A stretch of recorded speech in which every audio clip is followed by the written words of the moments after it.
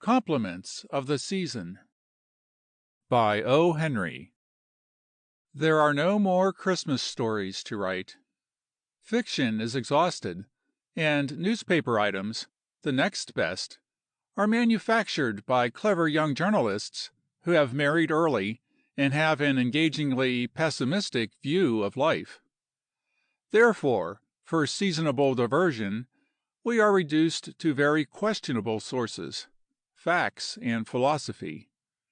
We will begin with whichever you choose to call it. Children are pestilential little animals, with which we have to cope under a bewildering variety of conditions. Especially when childish sorrows overwhelm them, are we put to our wits' end. We exhaust our paltry store of consolation, and then beat them, sobbing, to sleep. Then we grovel in the dust of a million years, and ask God why. Thus we call out of the rat trap. As for the children, no one understands them except old maids, hunchbacks, and shepherd dogs. Now comes the facts in the case of the rag doll, the tatterdemalion, and the 25th of December.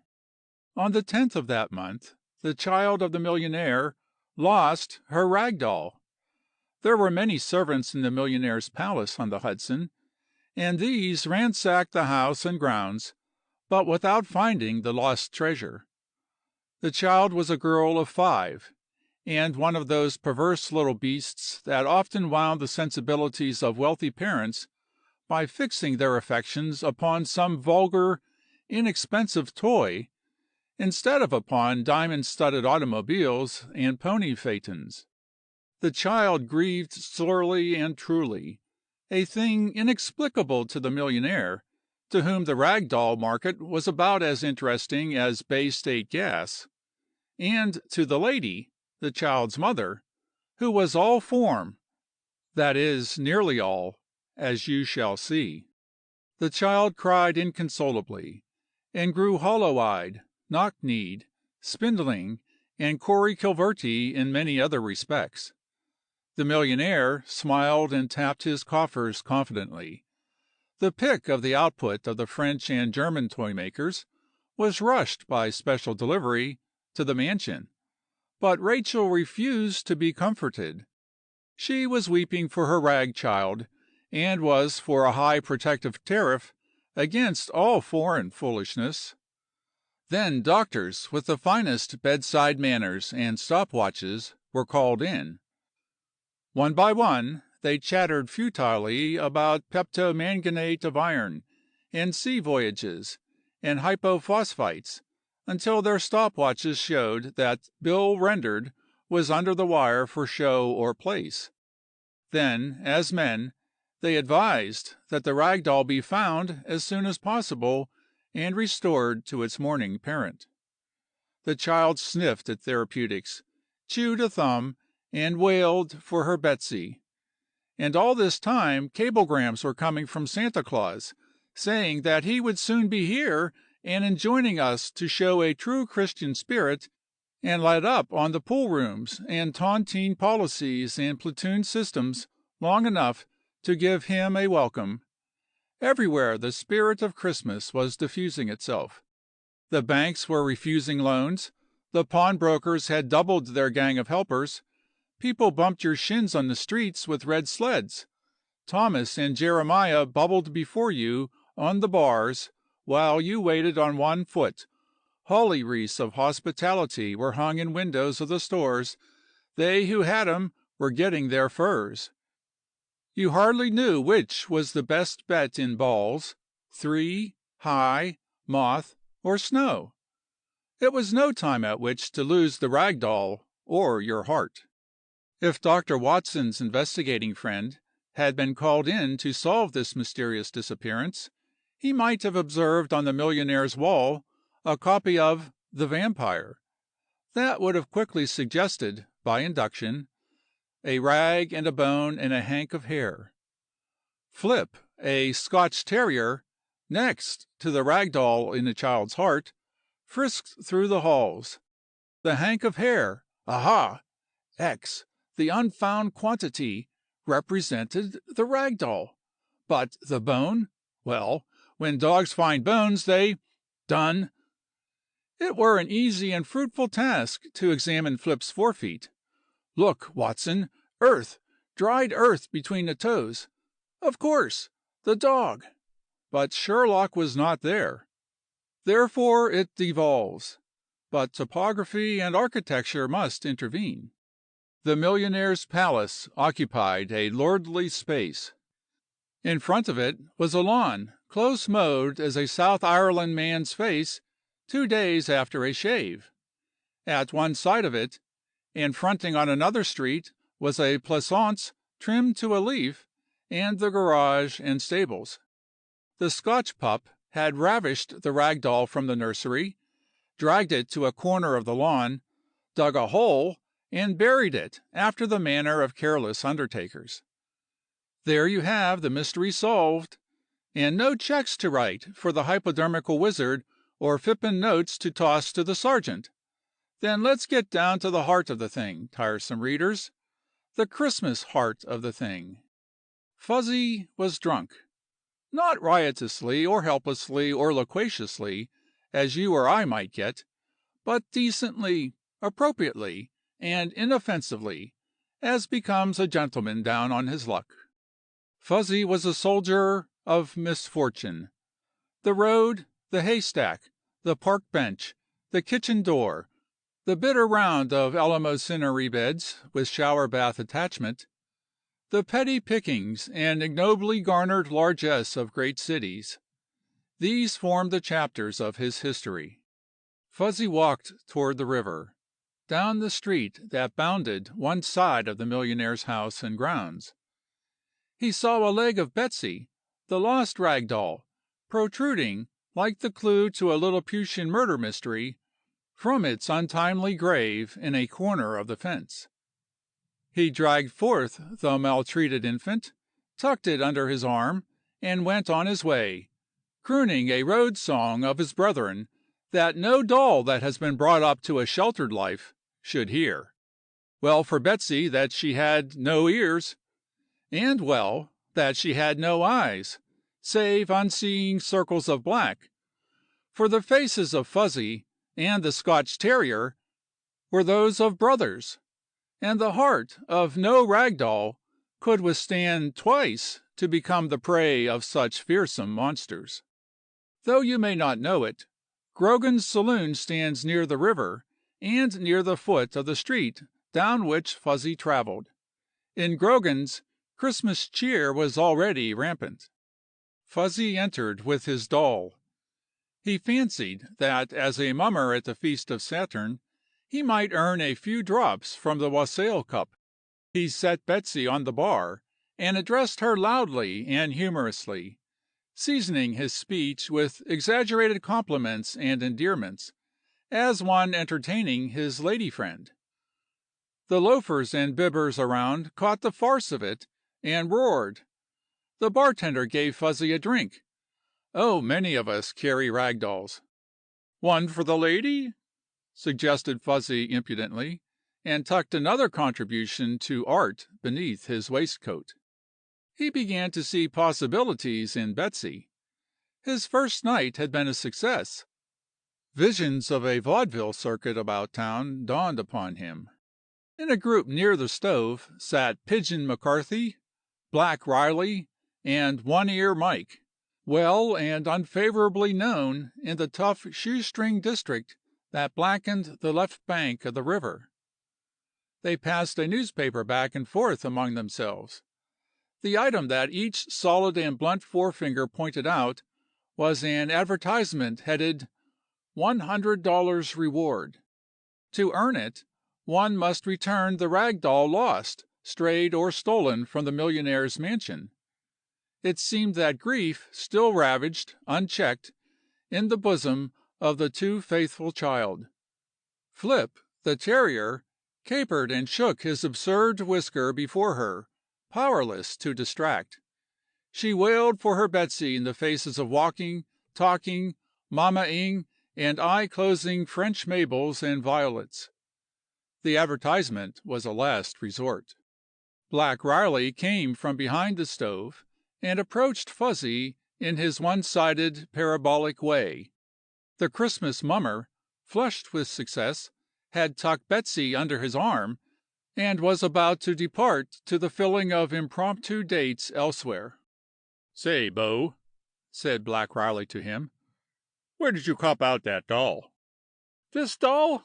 asked Fuzzy, touching Betsy with his forefinger, to be sure that she was the one referred to. "Why, this doll was presented to me by the Emperor of Baluchistan. I have 700 others in my country home in Newport. This doll—" "She's the funny business," said Riley. "You swiped it or picked it up at the house on the hill, but never mind that. You want to take 50 cents for the rags, and take it quick. Me brother's kid at home might be wanting to play with it. Hey, what?" He produced the coin. Fuzzy laughed a gurgling, insolent, alcoholic laugh in his face. Go to the office of Sarah Bernhard's manager and propose to him that she be released from a night's performance to entertain the Tackytown Lyceum and Literary Coterie. You will hear the duplicate of Fuzzy's laugh. Black Riley gauged Fuzzy quickly with his blueberry eye, as a wrestler does. His hand was itching to play the Roman and wrest the rag Sabine from the extemporaneous Merry Andrew, who was entertaining an angel unaware. But he refrained. Fuzzy was fat and solid and big. 3 inches of well-nourished corporeity, defended from the winter winds by dingy linen, intervened between his vest and trousers. Countless small circular wrinkles running around his coat sleeves and knees guaranteed the quality of his bone and muscle. His small blue eyes, bathed in the moisture of altruism and wooziness, looked upon you kindly, yet without abashment. He was whiskyly, fleshily formidable. So Black Riley temporized. "What you take for it, then?" he asked. "Money," said Fuzzy with husky firmness, "cannot buy her." He was intoxicated with the artist's first sweet cup of attainment. To set a faded blue, earth-stained rag doll on a bar, to hold mimic converse with it, and to find his heart leaping with the sense of plaudits earned, and his throat scorching with free libations poured in his honor, could base coin buy him from such achievements? You will perceive that Fuzzy had the temperament. Fuzzy walked out with the gait of a trained sea lion in search of other cafes to conquer. Though the dusk of twilight was hardly yet apparent, lights were beginning to spangle the city like popcorn bursting in a deep skillet. Christmas Eve, impatiently expected, was peeping over the brink of the hour. Millions had prepared for its celebration. Towns would be painted red. You yourself have heard the horns and dodged the capers of the Saturnalians. Pigeon McCarthy, Black Riley, and One Ear Mike held a hasty converse outside Grogan's. They were narrow-chested, pallid striplings, not fighters in the open, but more dangerous in their ways of warfare than the most terrible of Turks. Fuzzy, in a pitched battle, could have eaten the 3 of them. In a go-as-you-please encounter, he was already doomed. They overtook him just as he and Betsy were entering Costigan's casino. They deflected him and shoved the newspaper under his nose. Fuzzy could read, and more. "Boys," said he, "you are certainly damn true friends. Give me a week to think it over." The soul of a real artist is quenched with difficulty. The boys carefully pointed out to him that advertisements were soulless, and that the deficiencies of the day might not be supplied by the morrow. "A cool 100," said Fuzzy thoughtfully and mushily. "Boys," said he, "you are true friends. I'll go up and claim the reward. The show business is not what it used to be." Night was falling more surely. The 3 tagged at his sides to the foot of the rise on which stood the millionaire's house. There Fuzzy turned upon them acrimoniously. "You are a pack of putty-faced beagle-hounds," he roared. "Go away!" They went away. A little way. In Pigeon McCarthy's pocket was a section of 1-inch gas pipe, 8 inches long. In one end of it, and in the middle of it, was a lead plug. One half of it was packed tight with solder. Black Riley carried a slung-shot, being a conventional thug. One Ear Mike relied upon a pair of brass knucks, an heirloom in the family. "Why fetch and carry," said Black Riley, "when someone will do it for ye? Let him bring it out to us. Hey, what?" "We can chuck him in the river," said Pigeon McCarthy, "with a stone tied to his feet." "Yous guys make me tired," said One Ear Mike sadly. "Ain't progress ever appealed to none of yous? Sprinkle a little gasoline on 'em, and drop 'em on the drive. Well?" Fuzzy entered the millionaire's gate and zigzagged toward the softly glowing entrance of the mansion. The three goblins came up to the gate and lingered, one on each side of it, one beyond the roadway. They fingered their cold metal and leather, confident. Fuzzy rang the doorbell, smiling foolishly and dreamily. An atavistic instinct prompted him to reach for the button of his right glove, but he wore no gloves, so his left hand dropped, embarrassed. The particular menial, whose duty it was to open doors to silks and laces, shied at first sight of Fuzzy, but a second glance took in his passport, his card of admission, his surety of welcome, the lost rag doll of the daughter of the house dangling under his arm. Fuzzy was admitted into a great hall, dim with the glow from unseen lights. The hireling went away and returned with a maid and the child. The doll was restored to the mourning one.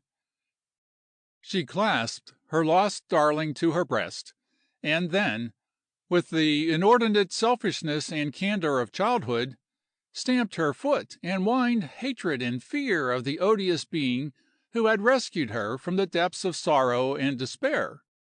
Fuzzy wriggled himself into an ingratiatory attitude, and essayed the idiotic smile and blathering small talk that is supposed to charm the budding intellect of the young.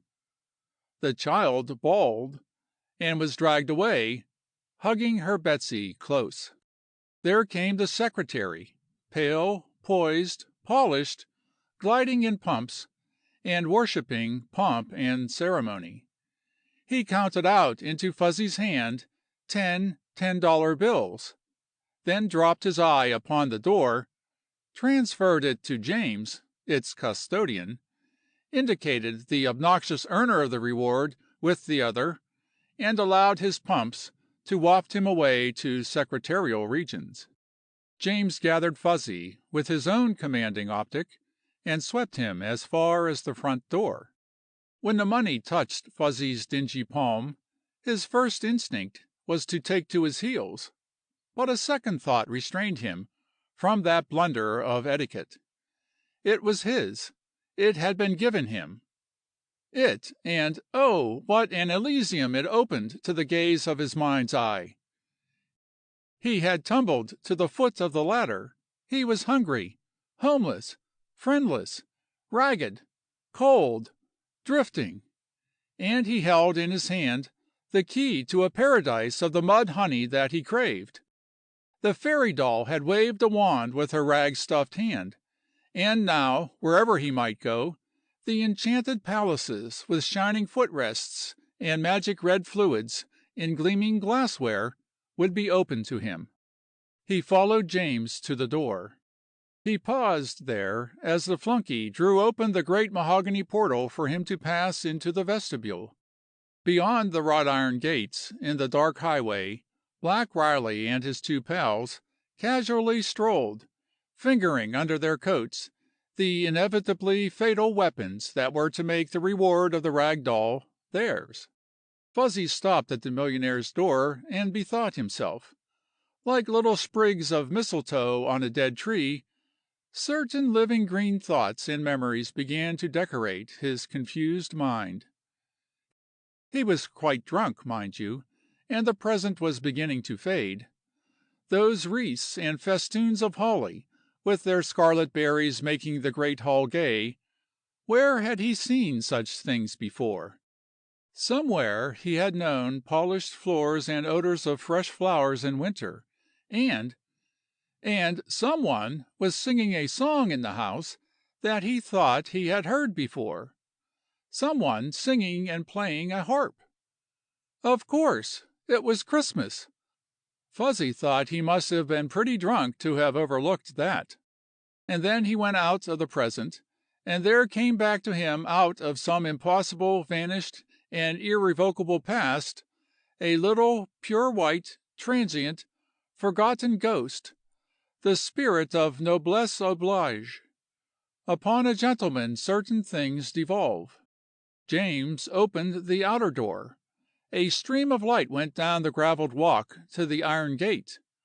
Black Riley, McCarthy, and One Ear Mike saw, and carelessly drew their sinister cordon closer about the gate. With a more imperious gesture than James's master had ever used, or could ever use, Fuzzy compelled the menial to close the door.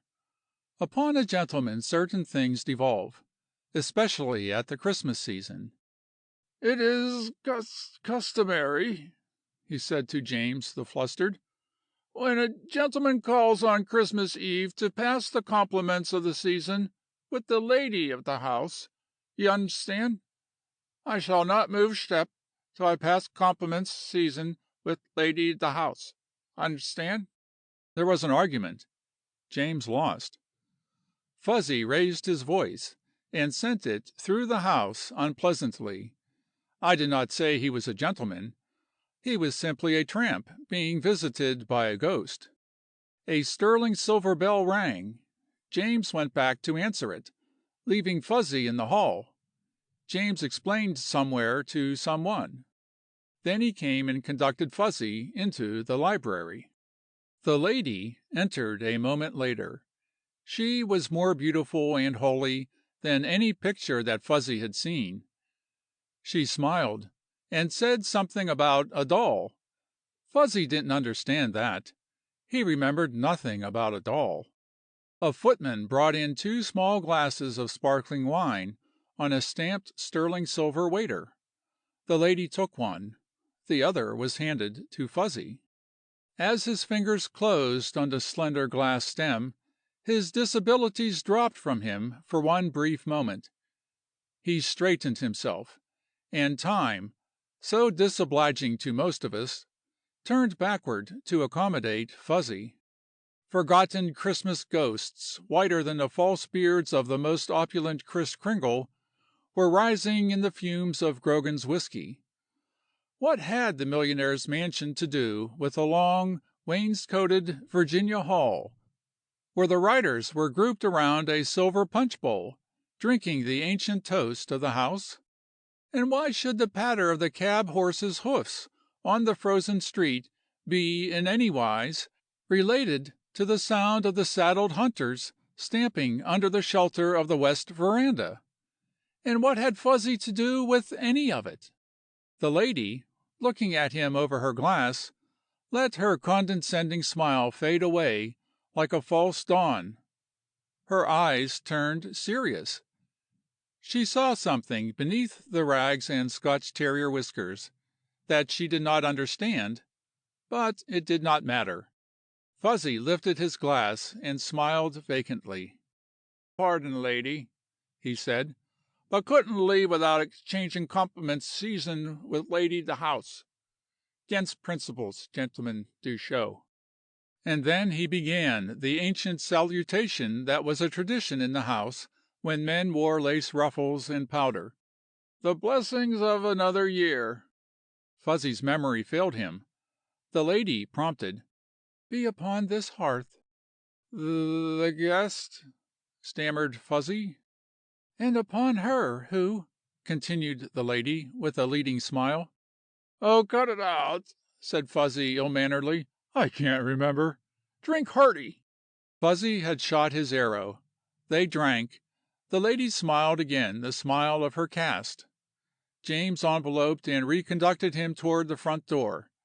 The harp music still softly drifted through the house. Outside, Black Riley breathed on his cold hands and hugged the gate. "I wonder," said the lady to herself, musing, "who but there were so many who came. I wonder whether memory is a curse or a blessing to them after they have fallen so low." Fuzzy and his escort were nearly at the door. The lady called, "James." James stalked back obsequiously, leaving Fuzzy waiting unsteadily, with his brief spark of the divine fire gone. Outside, Black Riley stamped his cold feet, and got a firmer grip on his section of gas pipe. "You will conduct this gentleman," said the lady, "downstairs. Then tell Lewis to get out the Mercedes and take him to whatever place he wishes to go." If you like the video, put a like, subscribe to the channel and click on the bell to not miss our new videos.